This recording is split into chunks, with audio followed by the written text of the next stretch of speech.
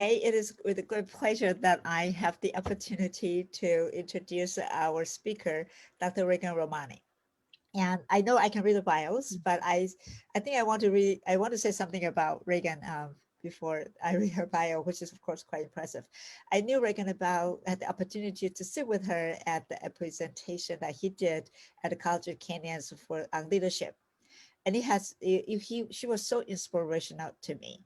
And then I kind of snuck out the group I was assigned to, and then I went and sat and I sat at the table, and then I went and sat next to her, because how she's able to talk to people about what leadership is like, what are the strategic thinking can do to lead a difficult conversation forward in order to build a consensus and then have people take action on it. And I was really inspired by her talk at that time. So when we had this opportunity to invite outside speakers, and I right away reached out to Dr. Reagan Romali to have her present the topics that related to this year's theme on migration. And not only because of professional experience and also for her personal experience of adopting two beautiful sons from China. So I'm going to introduce you formally, Dr. Reagan Romali, who currently serves as the interim vice president for administrative services at Los Angeles Mission College, part of the Los Angeles Community College District. She previously served for 9 years as a college president, including 3 as superintendent president of the Long Beach Community College District and 6 years as president of Harry S. Truman College, one of the city colleges of Chicago.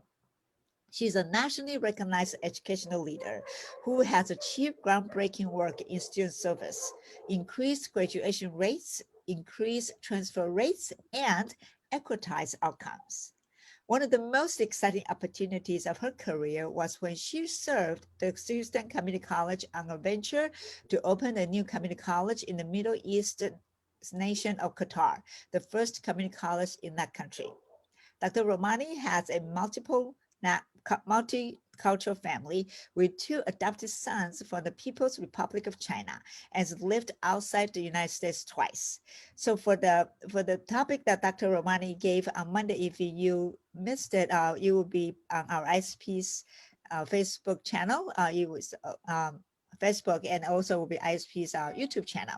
And today she is going to talk specifically about her experience of having her 2 sons from Republic of China to the United States of America. Welcome, Dr. Romali. Thank you. Hi. Thank you so much, Dean Cheng Levine. And thank you so much to College of the Canyons, Dr. Van Hook, Chancellor Van Hook, and the whole ISP team for putting together this incredible experience. I hope that the students and the staff and everyone is enjoying it. And I'm super humbled and honored to be here. So thank you so much. Today, I'm going to talk to you about migrating youth from China to the United States, effective transition strategies. In 2000, to get us started, in 2017 and 2018, I was lucky enough to adopt 2 incredibly handsome, they would tell you, and beautiful children out of orphanages in China. My first child was named Dangguo Li, and he was adopted out of the Luoyang City Children's Welfare Institute out of central China, just a few hours south of Beijing.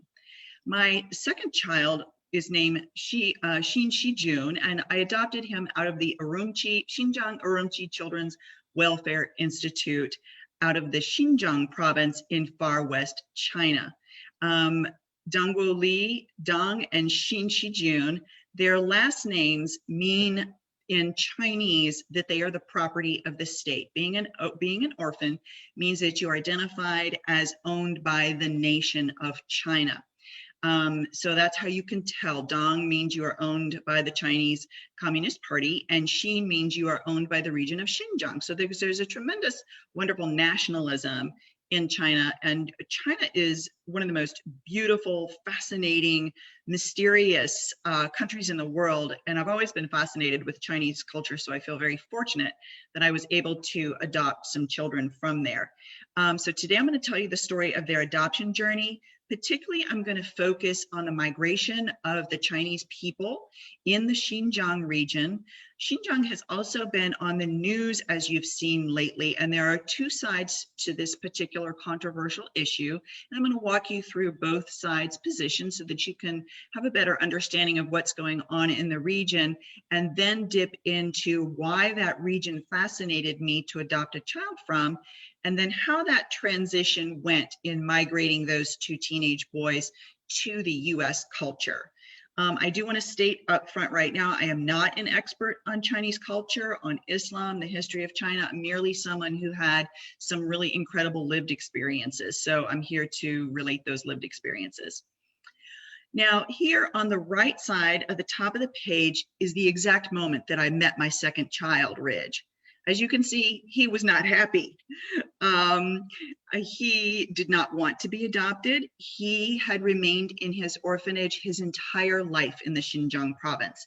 And in that orphanage, they live in family pods that are designed to simulate a family unit. So he had a very hard time leaving that family unit, and he has had a harder time assimilating and attaching to myself and his fellow new Americans, because he believed he had a safe unit, a family unit back in Xinjiang. My first son, Gordon, who you'll see below on the right, as you can tell, he's a character and funny and a comedian. He had a very easy time attaching to me and friends in the United States because he came out of an orphanage where he traveled in and out of that orphanage multiple times, in and out of foster homes, and then back into the orphanage. So he was really hungry for a permanent family experience.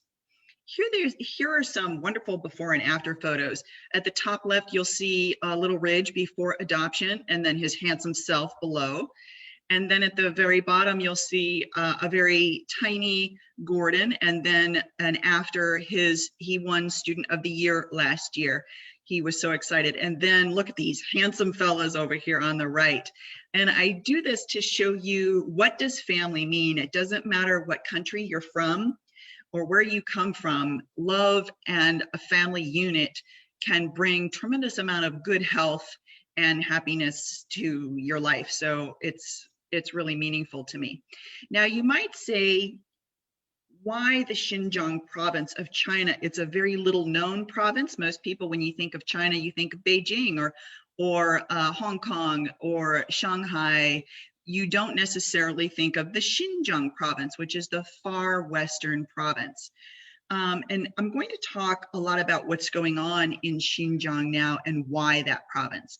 But when you take a look at these pictures, the beautiful people in these pictures do not look physically like like you would traditionally think Chinese people look like. And that is because they're not.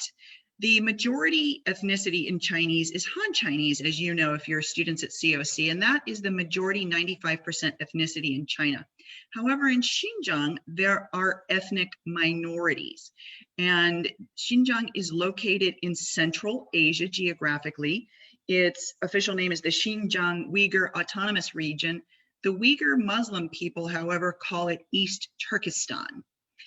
Islam is the prevalent religion there. The capital is Urumqi, and it's a wonderful case study for migration because in this region, it has the largest ethnic mix in the People's Republic of China versus primarily Han Chinese population in the major metropolitan cities. So it's a perfect migration study over here. You'll see here that there's a line here that indicates in China, 94% of the population lives on that eastern portion of China. That's where you'll find Shanghai, Beijing, Hong Kong, Chengdu. The majority population lives there. Now, to give you a sense of just how big China is, it crosses 5 time zones, if you can imagine that. Now, the US is 4 time zones, with the exception of course, Hawaii. So that gives you an example of the size. However, all of China is on the Beijing time zone as the capital city. So you can imagine that with the sun setting and rising at different times, there are different sleep patterns across the country. And in the Xinjiang region, which is that upper left-hand corner right there, you have seen the largest migration, ethnic migration in China.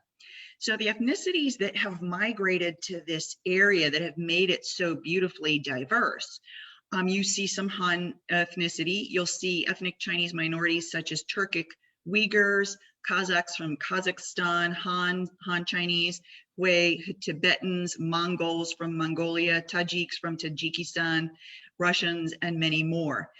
The countries that border this part of the world are the Stan countries, where there's 5 or 6 Stan countries. There's Uzbekistan, Tajikistan, Kazakhstan, Pakistan, Afghanistan. So there's a large prevalent Muslim population in this area. And over the last 2,500 years or so, there's been a lot of fighting to control this particular region of the world. And in terms of the migration of the Chinese people, the Qing dynasty had domination over this region in the 18th century. However, after that dynasty, the region was taken over by what's called the Republic of China. Now, you may be familiar, particularly our Chinese students, with the history of China. In 1949, the Civil War ended, and Xinjiang became a part of the People's Republic of China. The Chinese Civil War, in a 5-second nutshell, is the Kuomintang government, which was led by second in command and military leader Chiang Kai-shek under Sun Yat-sen. And they were at war, in a civil war, with the Communist Party led by Mao Zedong. Now, the Republic of China, with Chiang Kai-shek, as you know, lost, and they retreated to Taiwan. And now the mainland of China is ruled by the Communist Party, and they call it the People's Republic of China. So that's a very fascinating small piece of Chinese history. Now, also, you'll see moving through Xinjiang, China, was one of the most powerful stories of migration in all of history. And that is the ancient Silk Road of China, which had enormous, huge impact on the development of civilization in Asia, the Middle East, and Europe. There was an exchange here along this Silk Road path that moved from China all the way through what's now Kyrgyzstan, Tajikistan, Uzbekistan, Turkmenistan, all through Persian and the Ottoman Empire, Iraq, Turkey, and into Europe. There was movement and migration of culture, art, religion, ideas, philosophy. It was one of the largest migrations and impact on the world today. It was an ancient network of trade routes that was established during the Han Dynasty. And it existed from the year 13 before the Common Era to 1453. Marco Polo, a figure that many of you know, was known to travel this route. Now, some of the goods that were traded from the east to the west include horses, honey, fruits, grapes, silver, gold, textiles, and weapons, of course. Now, the goods that moved from the west to the east are silk, hence where you're starting to get the name from, tea, dyes, precious stones, gunpowder, ivory, and rice. Now, at 1453, in the Common Era, the Ottoman Empire closed down the Silk Road. They boycotted trade with the West. They closed that trade route. So what that did, what happens when one door closes? You open another one, right? So people began looking for a way to get around that. So new routes needed to be formed. Hence, the Age of Discovery began, and people began finding water routes to transport goods over the ocean. Now, an interesting thing that came out of this, when you're forced to find new routes, you begin exploring, right?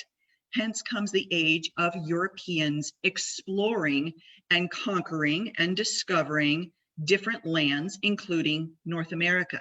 So the Silk Road is said to have one of the largest developments on civilization of any migration. Now, Xi Jinping, who is the leader of the Communist Party now in China, had one of the most brilliant ideas that's going to change the shape of the world as we know it.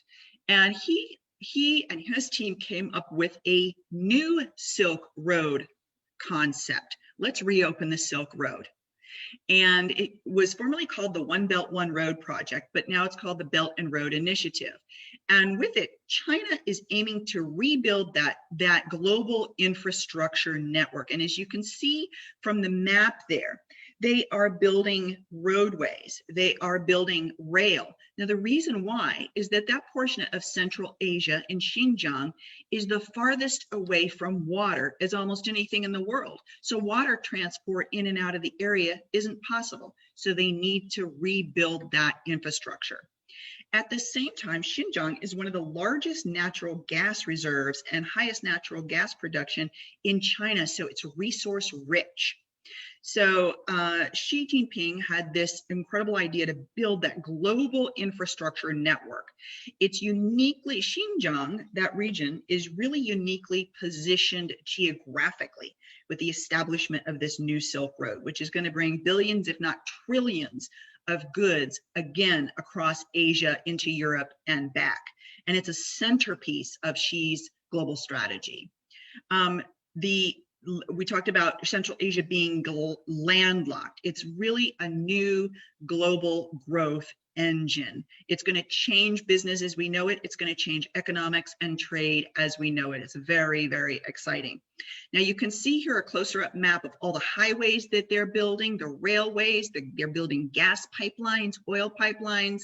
And when you look at the two maps of the new Silk Roads with the new maritime corridors and the new land corridors, it starts to make sense and understanding what Xi Jinping is doing to position himself in Taiwan and Hong Kong. He wants this to be successful. It's going to be a global economic engine that will keep China as a world powerhouse economically. It's quite brilliant.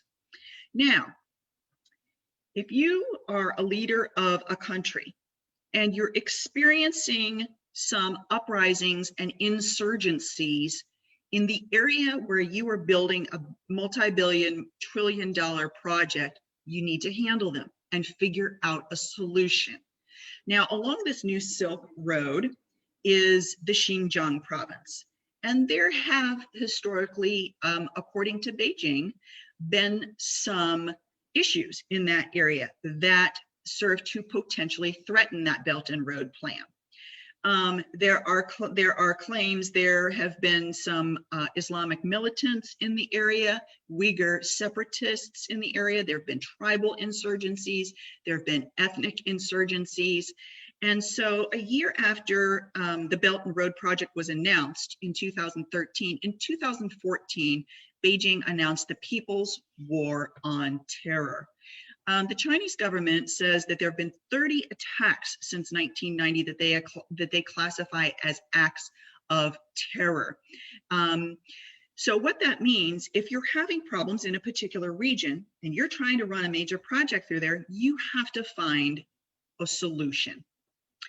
Now, what's going on, and this is highly controversial, and you've seen it on the news right now, in the Xinjiang province, the Uyghur Muslims are being detained in re-education camps. Now, you'll hear different stories from both sides, and I'm going to try and present you a very balanced approach. Human Rights Watch and other watchdog groups have reported that between 1 and 3 million Uyghur Muslims are being re-educated in these labor camps. They're officially called vocational education and training camps. And what their goal is to indoctrinate the Uyghur Muslims that are seen by the Beijing Communist Party as extremists and terrorists. And they are trying to re-educate them along the Communist Party line and the benefit, the economic benefit, and the success of China. There are a lot of different stories coming out. Both sides allege human rights abuses from both sides, but Beijing is being examined by United Nations and global watchdog groups.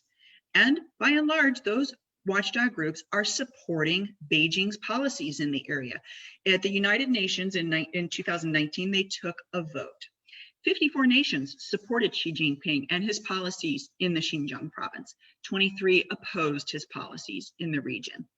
Uyghur Muslims there are said to have bans on abnormally long beards, wearing veils across the face for women in public places, and are not permitted to name their children with religious names such as Mohammed. Now, Xi Jinping is a very smart man. He's the Chinese leader. And according to the New York Times, he views what's going on in this region as very risky to the Communist Party, very similar to what happened when we saw the fall of the Soviet Union. So, that's a very interesting perspective. So I hope that I presented a very balanced perspective on what's going on in the Xinjiang region. But what's going on in China and on a macro scale is there's a lot of opportunities for world understanding right now and China's global expansion. Huge migration going on. You've got COVID-19, opportunities for research and a vaccine. We've got the Belt Project. There are protests going on in Hong Kong right now. They are protesting against Beijing national security laws, which Beijing sees as essential to security in China. China, as you know, is at a trade war with the United States, and the leaders are tackling those issues right now with regard to tariffs and jobs. And Beijing is becoming a world leader in tackling issues with regard to pollution due to large manufacturing there. So they are at the global forefront of coming up with solutions that we as Americans can copy. So what's going on is that there's this huge opportunity right now for China to become the dominant leading global powerhouse economically, technically, logistically, from a security standpoint. And that was fascinating to me as a longtime fan of Chinese culture. I saw it as a phenomenal opportunity to adopt in that region. I also, no matter which position you take on the Xinjiang conflict, it spoke to me personally. As a person of the Jewish faith, I grew up learning about the Holocaust. And I often used to put myself in a thought process where if I had been alive at the time of World War II and the encampment of the Jews, would I have had the courage to help, to take one or two Jewish people and find refuge for them? And I struggled that with my whole life. Did I have that courage? Would I have done such a thing? Would I have been that kind of person? And I always hoped that I would have been that kind of person. So being a person who grew up like that and hearing the story of the encampment, I wanted to test myself and see if I could be that person. Could I be the person that no matter which side you are on, could I help someone that was potentially and probably headed for a re-education camp? And I decided that, yes, that could be a very important thing for me to do in my life. That does not mean I believe one position over the other. I believe in a very balanced perspective. So when the orphanage called and said that my son on the right, Ridge, who is ethnic minority Chinese, was potentially being sent to a re-education camp, I really sped up my adoption, and I wanted to bring him home and make him a part of my family. And as you can tell, they're the cutest little fellas in the whole world. I was very, very lucky. So you say, what's it like to adopt a child from China? I've always been fascinated with Chinese culture. I love Chinese culture. I think it's one of the most beautiful places in the world. The people are spectacular. I just love it. But that's not to say that it wasn't incredibly hard. It was eye-opening, it's life-changing, it expands your worldview, it opens your heart beyond what you can imagine, it builds incredible cultural capacity and respect for other peoples. It's confusing because Asian culture is so dramatically different than American culture, but it's also the two best decisions that I have ever made in my life. So what is it like to migrate children from China to the US? The actual adoption trip experience was grueling, because what we have to remember is the best day of my life is the worst day of my child's life. Imagine never having seen a Caucasian person before, and all of a sudden a Caucasian person who looks completely different than you, you've never seen a person that looks like this, comes into your home, you're a child, takes you away from everything you've ever known, doesn't speak your language, and all of a sudden is going to effectively steal you away to a country that maybe you've never heard of or know so little about. It's terrifying for the child, terrifying. And it's completely exhausting, as you can see from my very haggard picture on the bottom right, for the adoptive parent. It's absolutely exhausting. The children are terrified who are getting adopted. They scream, they cry, they kick, they throw up, they have diarrhea, they run away. They're so desperate to hang on to their old life, and who could blame them? The adoptive parent, you're in an unknown country, you're picking up a complete stranger. There's this idealization in America of, oh, I'm going to go to China and adopt this wonderful child. That's not real. What's real is you're taking someone from their home culture. You are now caring for someone who is a complete stranger to you, who doesn't speak your language and cannot communicate their needs to you. So it is a rough start for everyone. No one has an easy time of it. So you can adapt that to Chinese students who are coming over to the United States or any other country to study. They go through much of the same migration experiences. So what I want to talk now is all of the things that we had to migrate to get these children over through the migration process to the United States. Then we're going to talk about strategies to help international students then be more successful as they adapt to the United States.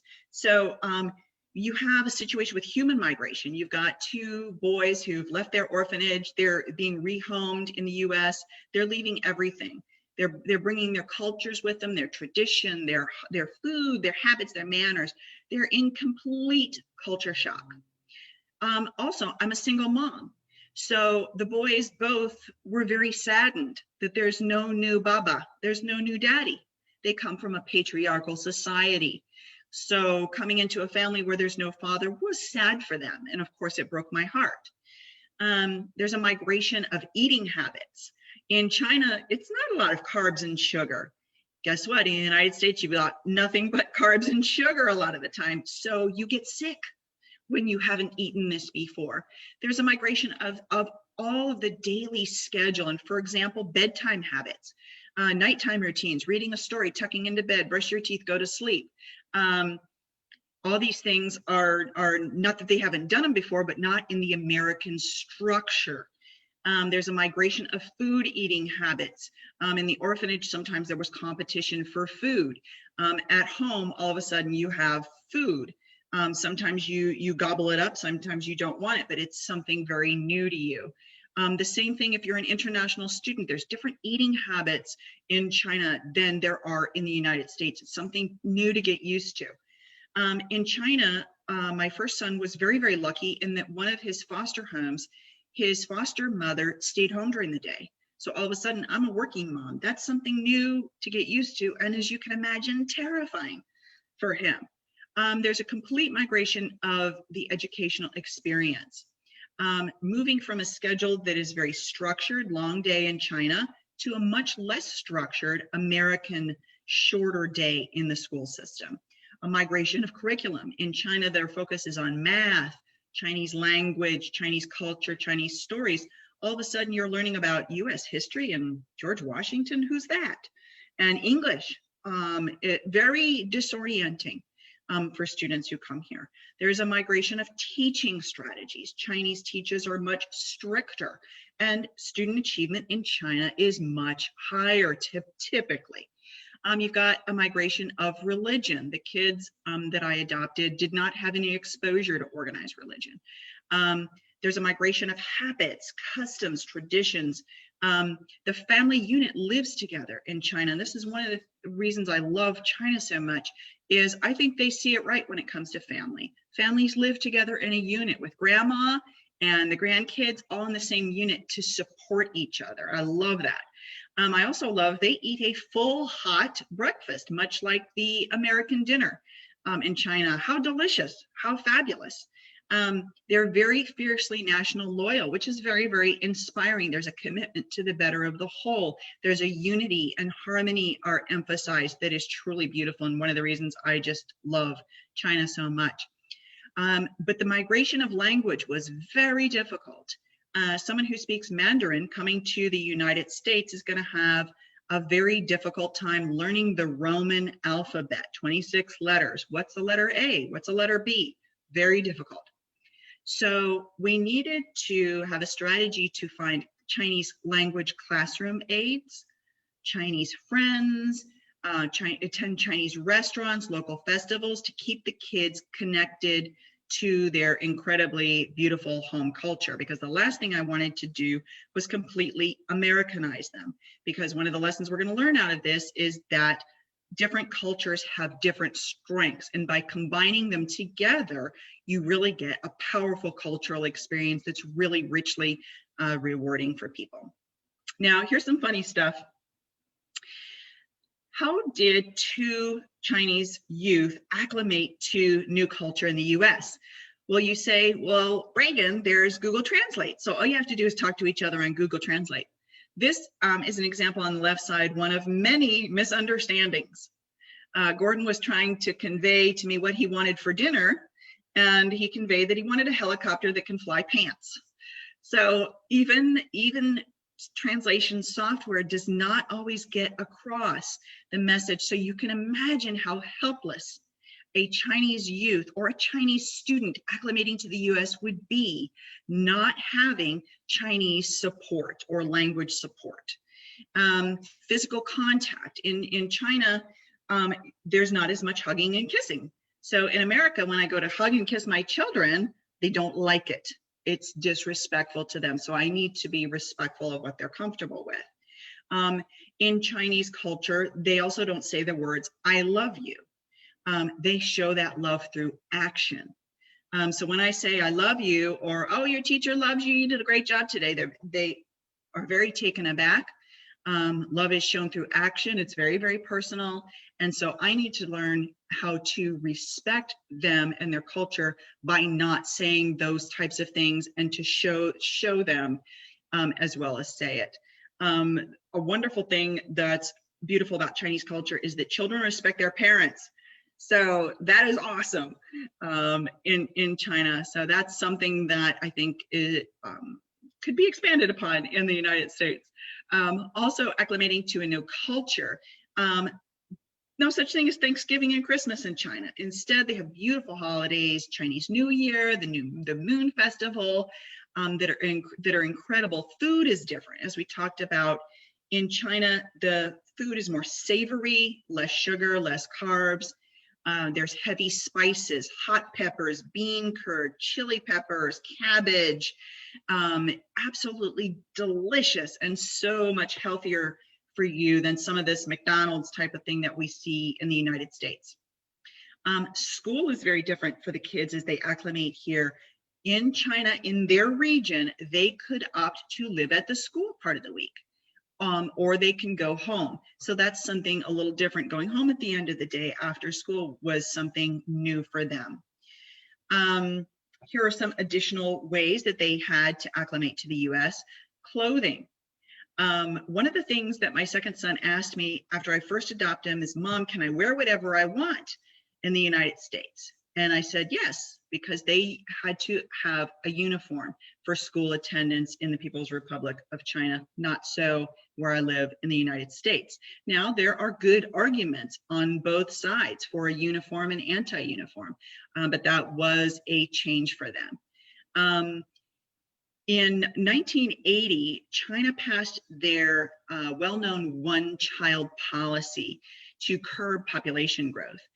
However, that was overturned in 2015. Now, 2 children are permitted to balance out the country's development. So living in a family unit with more than 1 child was interesting for them and really fascinating.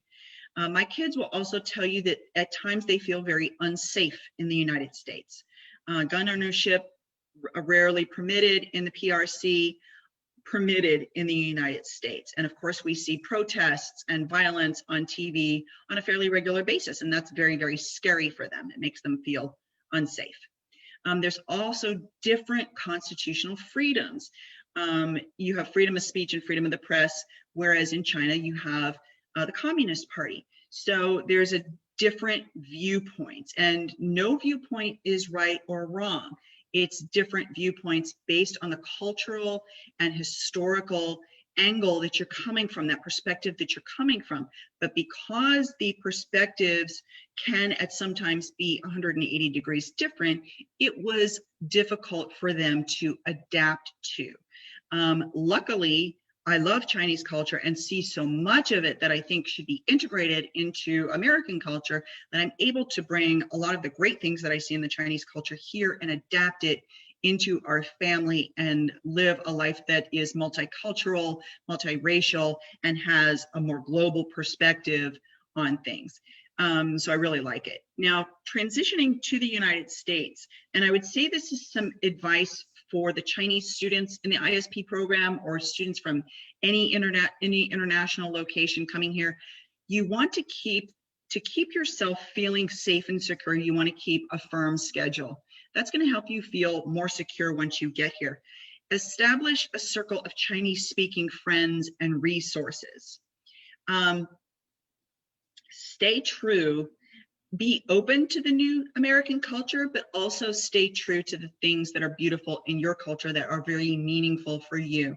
Listen to Chinese music, watch language videos, read Chinese books, eat Chinese restaurants, maintain that comfort and connection with your home culture. It's not brave to give it all up to go to a different culture. It's brave to go to a different culture and still maintain what's meaningful for you. There's lots of Chinese resources in the area. You can shop at Asian grocery markets such as 99 Ranch is available to you. We go there every week because I want my kids to stay connected to their home culture. There's also a lot of, you want to attend Chinese local festivities and stay connected and also introduce Americans to Chinese culture and the many beautiful things. Some tips to learn English language. You can watch kids shows such as Baby Shark or Sesame Street in the English language to pick up English conversational words a lot better. You also want to bring and keep mementos from home to keep that emotional connection so you don't feel so lost in the United States, and then also realize that both sides have something to offer. Anytime there's a migration or a transition, both sides are bringing something really magical to the table. So be open to what you might learn from both sides. Both sides can learn something. So what lessons can we take away from this experience? Is that different cultures all want the same thing, such as family, personal security. We want wealth and financial strength. We want education, a fulfilling lifestyle, safety. We want to be valued as a human being. Just because someone's different than you doesn't mean their ideas are wrong. They're simply looking at the world from a different cultural and historical perspective, and we must honor both sides of any story. Another thing that we can learn from this adoption experience is to understanding and respect, keeping a moderate attitude that there are always two valid sides, and we want to be open to that. Systems in American culture can be enriched with travel and integrating other cultures into your own. But the biggest thing that I thought is, I thought I was going to change the life of two children by giving them a home. They would have preferred, of course, to be in their home country of China, but a home is a home, and their home is in the US now. I thought I was going to change their life, but they ended up changing mine. And that's the magic. When you open your eyes and your heart to other cultures, you become far more enriched than anything you think that you might be bringing to the table. So I would tell the Chinese students and the international students at COC, bring your culture, bring your ideas, so that Americans can learn from you and have our eyes opened and worldview expanded by what we learn from you. We are open, we are listening, we are ready with our open hearts. So what are some of the things that faculty could integrate into their curriculum? Definitely economics. This is a case study. China is a case study for an economics or a business course. there is a projected huge global impact from the Belt Road Project. In terms of economics, we want to understand the impact of the Chinese-US trade war and what are the economic impact on both countries. So when you listen to political candidates tell you their opinion on how the two countries should deal with each other, study economics. Whether that is good for China, bad for China, good for the US, bad for the US. Study the economics behind it so that you can understand political promises from politicians or decisions that global businesses might make a lot better. Another thing that faculty could integrate is the world economic impact of conflicts with Hong Kong and Taiwan and understand how their special cases in migration could potentially impact the future economic status of China. That's a very, very interesting thing that's going on right now that we want to watch and try and understand better.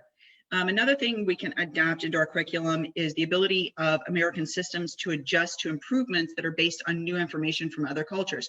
What can we learn from the Chinese culture that we can adapt into our own and be better people? Also, there is a desperate need for multi-language learning in the United States. The fact that Chinese-speaking people speak Mandarin and or Cantonese and also speak English, and yet American people do not know Mandarin or Cantonese in large numbers. If we're truly to understand each other as a people and as a humankind, we must be respectful and learn world languages. So some takeaways that are contextualized to 2020 is some of the big lessons that I've learned are the lives that you think you're seeking to change are actually going to change your own. So keep an open mind to what opportunities are available that you could find in China. You want to do cross-cultural reflection. Many Chinese customs, such as their viewpoint on the family unit, work better for me than an American viewpoint. Adjust them. Look at the viewpoint and adjust it and adapt it to your life. And also understand that family comes in all forms. My children have nannies from China or foster parents from China or foster brother and sisters from China that are just as much my family as I am family to them. I am very proud to be Gordon's third mom. There's no jealousy. There's no, am I a better mom? Am I the best mom? Anyone who has taken care of and loved my child is my family. And family comes in all forms and it looks like different things to different people. So it's really important to me and to international students to understand that comprehensive internationalization through the capacity for human change can't be underestimated. And it really helps us solve some of the world problems we have today. I want to thank the People's Republic of China for being so generous and allowing me to adopt the two best human beings I've ever met in my life, for allowing me to go to their country and get a viewpoint into their culture, just a snapshot. My life has been enriched by it, and I hope that your lives are enriched by cultural sharing as well. And thank you for watching today.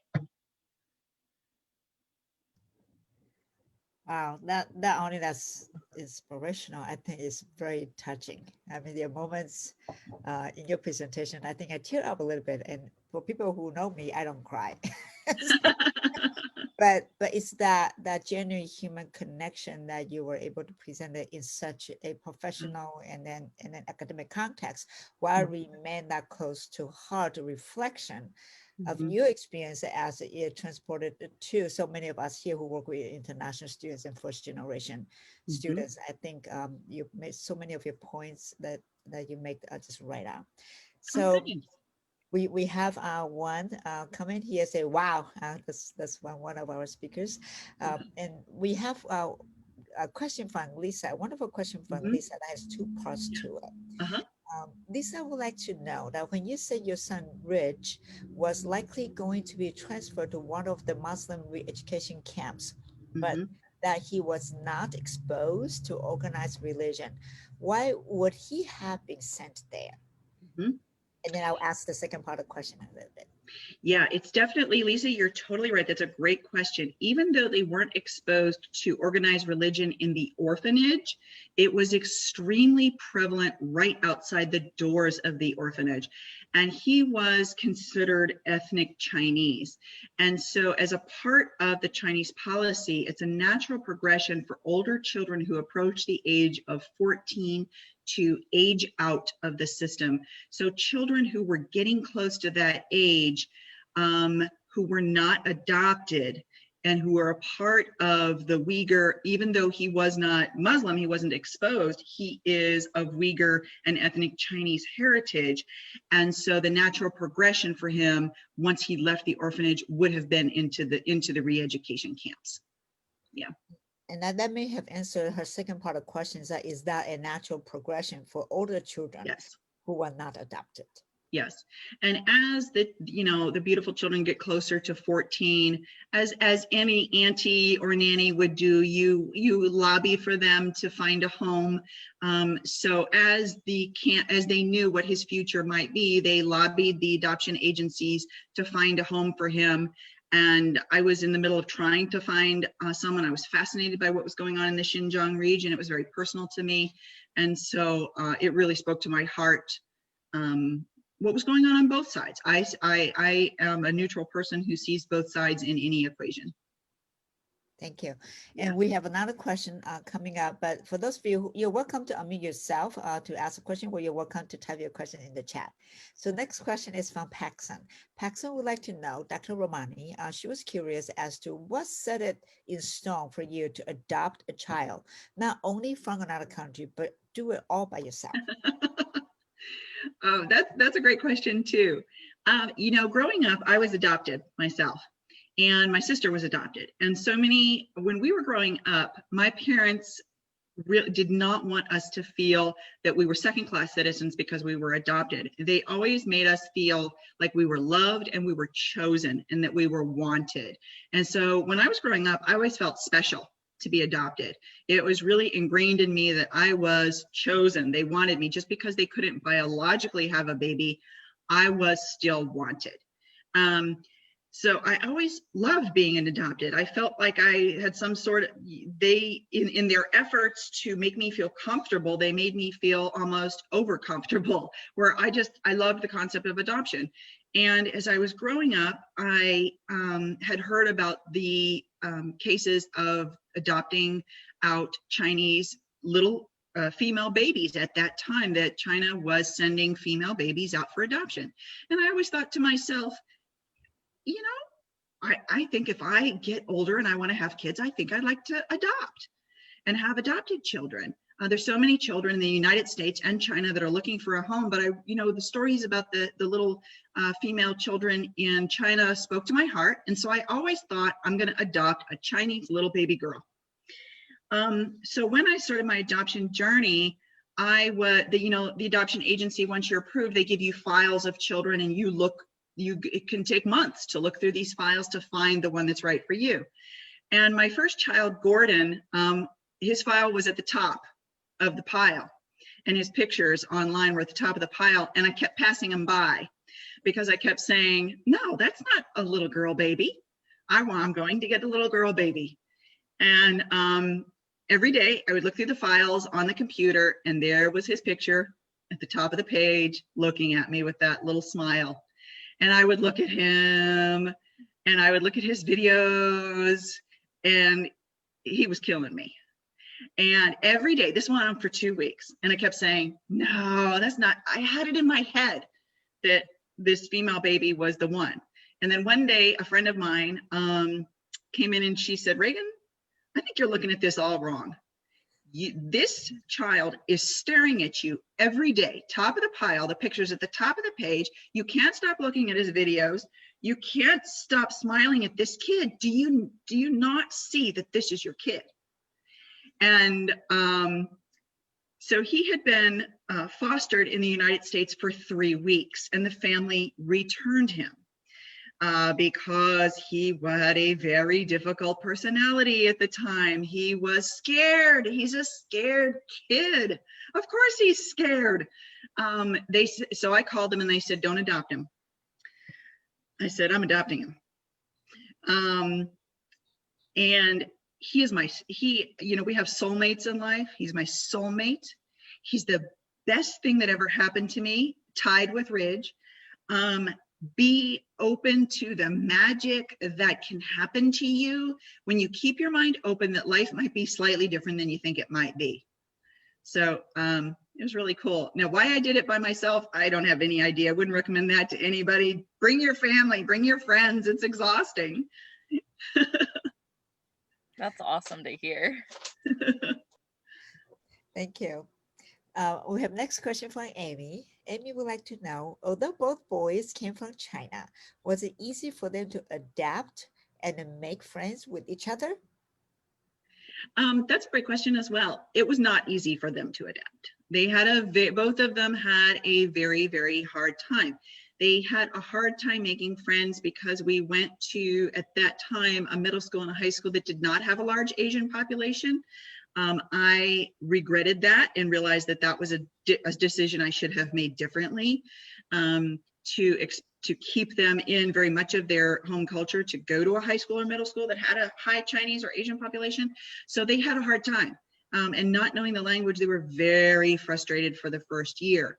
However, there was a shining side to that, in that they bonded with each other. They clung to each other. And so they are very, very tight, even more so than they are with me. And that's what's important to me, because they're going to be family, for many or more years than I'm going to be with them. So, but they had a hard time. If I had to do it over again, I would tell ISP students and anyone who's adopting, put them with their same culture group to help with the acclimation. That's really good, because we have students that we have partner school, coming from the partner school that we have in China. Yeah. Sometimes ISP office struggles a little bit, the concept of students coming the whole class. It's 8 or 12 or 10 of them. They come here in the United States. So we are struggling with the fact that they always kind of glued to each other, right? Yes. They want to take the same classes, regardless of their English level, math skills level. They want to take the same classes together, but not everyone has the similar educational path. So we have to work very closely with our counselors to see how we can kind of split them into different classes, because they have a different educational path. But listen to what you said there, because those students coming to us, they're 17, 18, they finish high school in China at age 17. So in so many words, they are not really what we consider legally as adults yet, even though in the academic setting, if you're in college, you're considered adults. So here we are kind of as an ISP office, we're struggling a little bit, I think, every year with the students coming as a cohort. Do we put them together, or do we separate them so they can learn English quicker and faster? But sometimes I think we tend to emphasize too much on educational components of it, and not to attend to as much as the cultural and psychological adaptation to the new educational system and environment. I think that's very well said. I think what I would do in retrospect, and I would probably do the same with the ISP students, is keep them in their cultural cohort for the first semester. Yes, they'll learn English slower, but the psychological and cultural adaptation components will be stronger, and they'll have a stronger base to jump off from, to feel confident as they go then to learn English. But that was just my experience. Thank you. Any other questions? I just want to comment. Oh yeah, go ahead. Sorry, Lisa. Oh no, I had one quick question. I wondered if Dr. Romali, you experienced any backlash at all from the Asian community here in the States, in terms of adopting Asian children and being Caucasian. Yes, there's I would definitely say there's been backlash on both sides. The United States struggles with race relations, and we can pretend that it's not an issue, but it is. We can pretend that it ended in the civil rights movement, but as we've seen with Black Lives Matter and the struggle for the presidency, racism is unfortunately very much alive in the United States. And of course, we as educators try very hard to tackle that through education and understanding. So we definitely face that, both from American citizens and from the Asian community. But I think I walked into it knowing to expect that.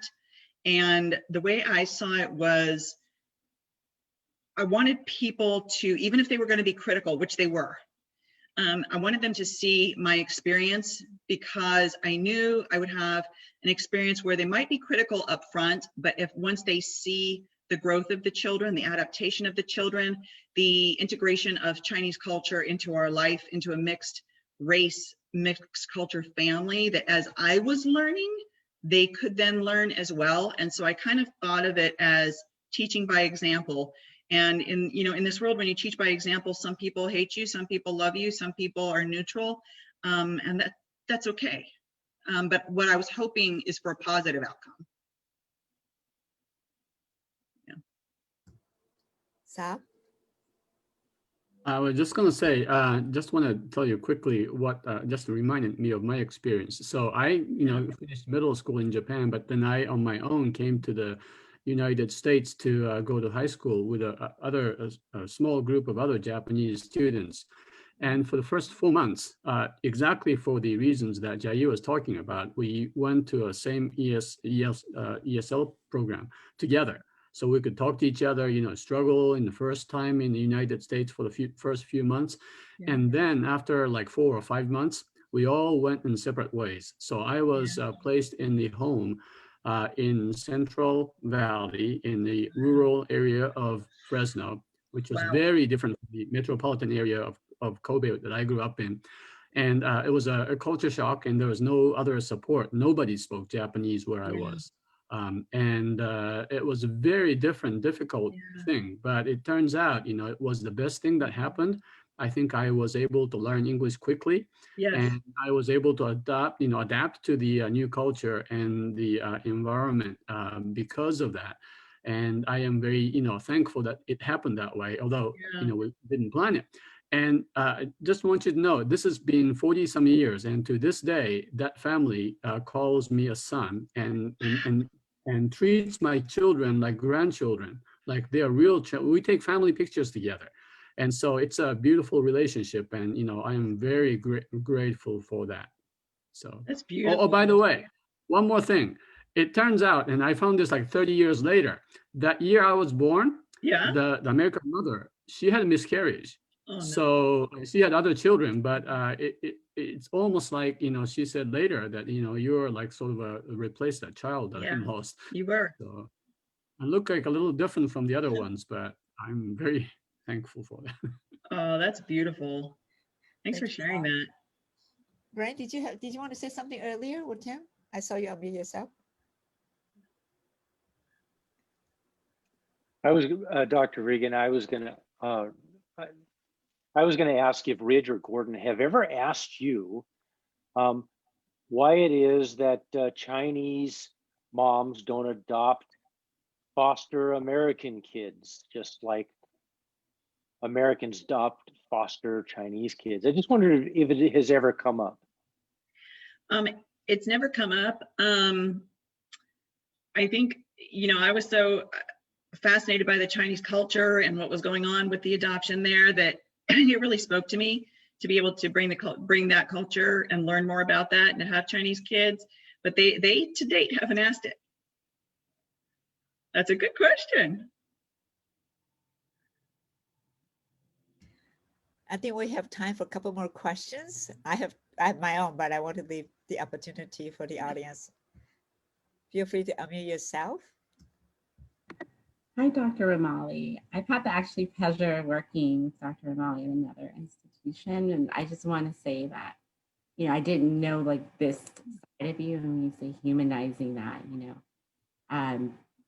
same thing, like I'm almost brought to tears. But I want to know, as an instructor, what, I know you touched on some things, like what can we do when we have international students, or what's like the best way to support them? If it's something on my syllabus or anything that I could say or do to show my support. That is so sweet. It's so good to see you. I saw your name. I'm so happy to see you here. I can tell you that my kids were absolutely terrified of their teachers. And I think the teachers were terrified of them because they did not know how to speak the language, the culture. So I think there was a lot of separation and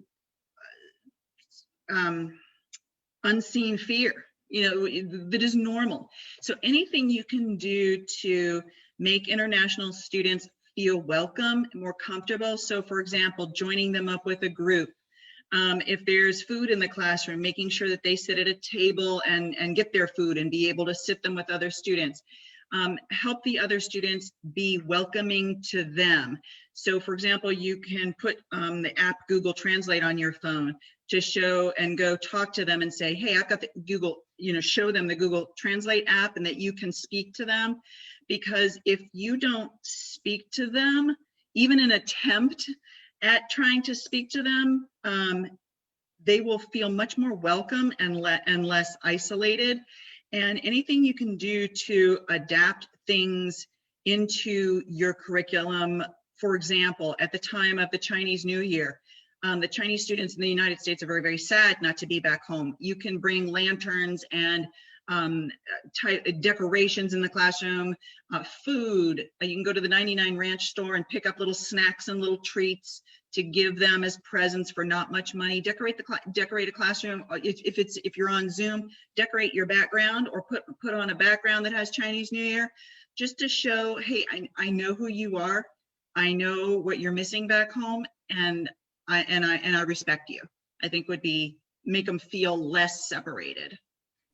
Thank you so much. Thank you. It's very helpful. So 3 years ago, the Chinese New Year time, and then, I figure I perhaps should have Chinese and Taiwanese students coming to my house for Chinese New Year. But I don't cook, so I didn't want to trouble my mom to cook for 30, 40 students. So I decided to order pizza. And then I also decided, some students who have been here for a few more years, they want to watch, I don't know, whatever the game on that time. I think it's football. I don't do games either. So, so I just kind of, I give them more control to do whatever they want. And then the kids were just like not doing well. It's like, what's going on? And then what don't you guys, are you guys not happy you're here? At least, we get together. So for me, I thought just get together should be enough, right? And I didn't do anything else. I basically just offered my home. I ordered pizza. Kids look at the pizza. Yeah, they ate the pizza, but I said, when is the hot pot going to come out? I said, there's no hot pot. It's not coming out today. Well, there's no Chinese New Year. You don't eat hot pot. So I kind of realized, yes, even with all the good intention, by having them here, but I didn't do any other components. They want Chinese TV, and I don't watch TV, so I don't have Chinese TV. So I said, no, I don't have any of those, right? So in some ways, my good intention of having that event, it seems further alienate them. It seems to further make them even more homesick, because this is the night they're gonna come, they're gonna have hot pot, they're gonna Chinese New Year, they're gonna all the music up. And I didn't do anything of like that.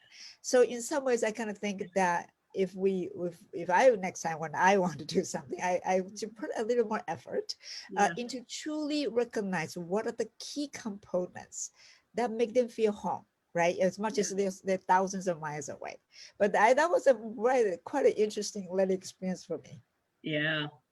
It was, when you invited my children over for hot pot, they still talk about it to this day.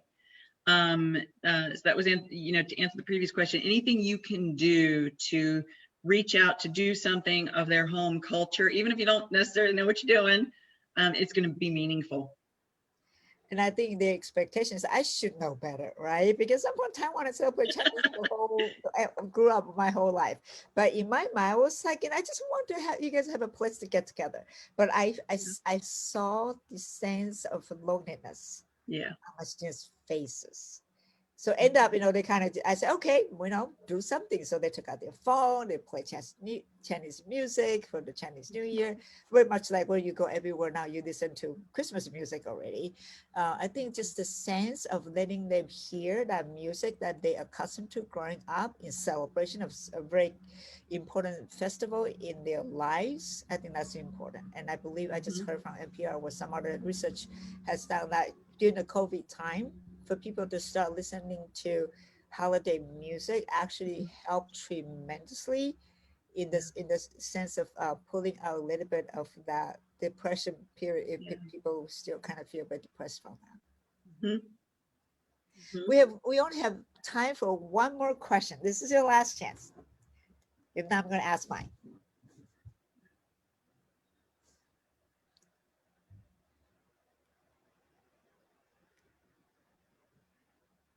So the question I have would be, and I think that's one of the audiences as well, I guess. So you were in Xinjiang, and then of course there's a lot of news reports that in so many ways are kind of biased, right? Yes, they are. Perspective of Very American biased. human rights and how dare they do this to people. What was it like when you were there? Yeah, the news reports, as I'm finding most news reports are biased. The days of balanced journalism are pretty far gone. Journalism is changing as a genre. It's quite interesting to watch how that's happening, but it's not a balanced perspective what's being presented on Xinjiang. Xinjiang was, and I've traveled a lot of different parts of the world. Xinjiang was probably the most beautiful part of the world that I've ever been to. Central Asia was absolutely fascinating. It's a mix of Chinese and Turkic cultures. So you have the Middle Eastern flavor, the Chinese flavor. It's absolutely gorgeous. If you believe in diversity of thought and opinion and culture, there's almost no place in the world where you're going to see it as mixed and present as in Xinjiang, which I just loved. That said, it is a heavily guarded area. For example, every 2 blocks, there's a police substation. Police are armed police with shields, with bayonets, with rifles are everywhere. If you want to go into any major restaurant or mall, you must go through security, give your purse, they examine it, you have to give your passport, they examine it, they want to know why you're there. They take security very seriously, which I actually had no problem with. I felt safer there than I felt in the United States at times, depending on where you are. But you are on camera all the time. The security there is very heavy. They listen in. It's that's a whole other presentation on the security measures that China's working on with their population. But they're testing it in Xinjiang. So what that means is there's cameras everywhere, listening devices everywhere, police on every corner. But as interesting as that sounds, you actually feel safe. If something were to go wrong, there's someone I can ask for help right there. So